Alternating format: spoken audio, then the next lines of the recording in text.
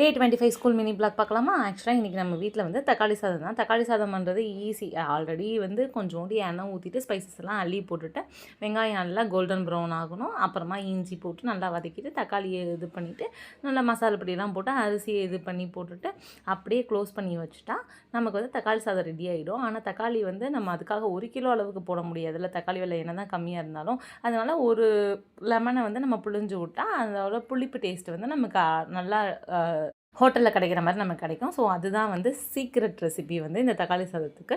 So அதை பண்ணிவிட்டு ஸ்கூலுக்கு வந்து ஹனியை வந்து அனுப்பியாச்சு. ஹனிக்கு ஸ்நாக்ஸுக்கு வந்து இன்றைக்கி ஆப்பிளாக தான் கொடுத்துச்சு.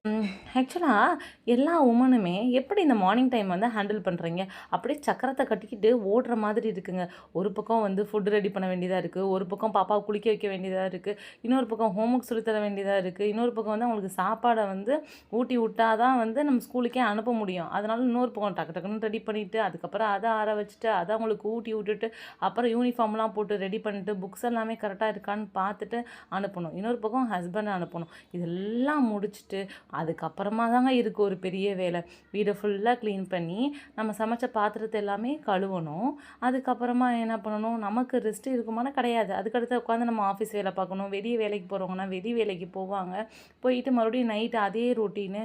இந்த உமனாக இருக்கிறது அவ்வளோ ஒரு கஷ்டமானதாக இருக்குங்க. ஆசைப்பட்டு பொம்பளை பிள்ளை பெக்கிறோம். ஆனால் அந்த பொம்பளை பிள்ளையும் நம்மள மாதிரி தான் கஷ்டப்படுங்கிறப்ப நினைக்கிறப்ப தான் ரொம்ப கஷ்டமாக இருக்குது.